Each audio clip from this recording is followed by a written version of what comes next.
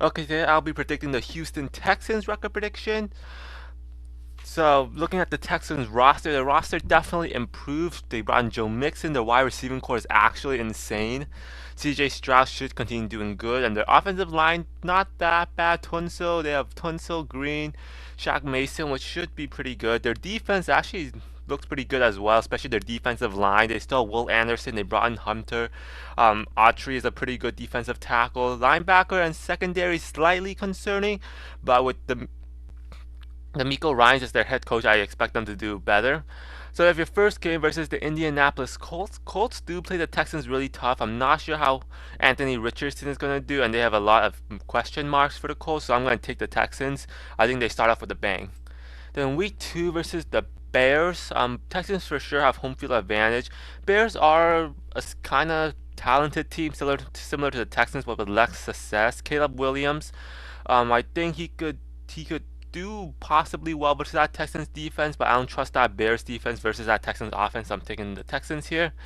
Then week three versus the Vikings, I really do not like the Vikings at all. I don't think their offense is that good with Sam Darnold or JJ McCarthy, and I don't think their defense is great or anything. Their defense cannot carry them, so I have the Texans winning. Then week four versus the Jacksonville Jaguars. Texans usually play well versus the Jaguars, and Jaguars starting off, they just don't have the firepower. They lost Calvin Ridley, so I have the Texans winning. Then you have week five versus the Buffalo Bills. I'm really concerned about how well that Texans defense can stop Josh Allen. I just don't think they can stop him. I don't think they're big enough to stop him. And that Bills defense, even though they might get abused a little by CJ, I think Josh Allen's gonna go superhuman. So I'm taking the Bills here. Then you have week six versus the Patriots. Patriots are still rebuilding. The only way the Patriots win is if they have a huge home field advantage, which I just don't see happening. So I'm taking the Texans here. Packers have home field advantage. Jordan Love is good. Their wide receivers, running backs are good as long as they continue to develop. And I think that Packers defense is good. And it's going to be a tight game regardless. It's going to be very tight. Both these teams are very good with much improved teams. But I'm going to take the Packers here. I think they have home field advantage will be too much. Then week 8 versus the Colts again. Like I said earlier, the Colts do play the Texans well, and they do have a lot of pieces. That I do think they can gel around this time. Texans, they still match up pretty well versus the Colts, but I don't think the Colts are going to get swept by the Texans, so I'm taking the Colts here.